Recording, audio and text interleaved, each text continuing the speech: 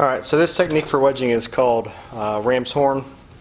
So I've already wedged this somewhat. So you can kind of see that you have a tongue coming out the bottom, and you have two areas on the side that are going to circle, and that's where you get your ram's horn terminology of it from. This is primarily better for smaller amounts of clay, because once you get too large of a ball of clay on it, you actually, it's too hard for it to move, and you get a lot more pressure on your wrists doing it this method than you do doing the cone method, which there will be a video on after this. So for this method, you're going to rock the piece up. You're primarily applying pressure from the sides and grasping it with the top of your hands around the top of the clay. And you're just going to push out and down. Now you don't want to smear it all the way out like this.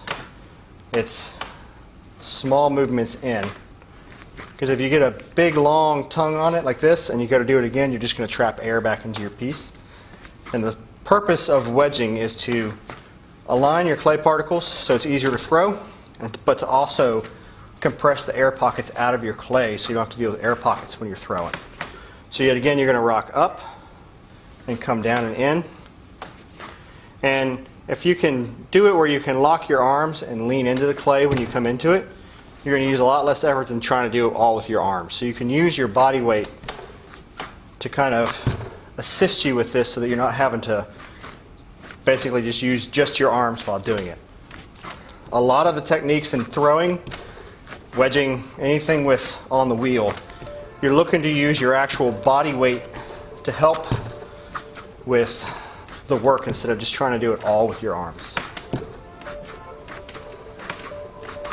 And when you finish, what you can kind of start doing is kind of rolling the clay into itself so you don't trap air. And then you can smooth out whatever side of the clay you're going to put on your wheel first.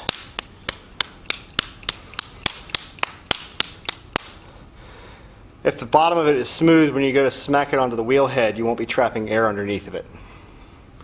And that'll make it a lot easier for the next step.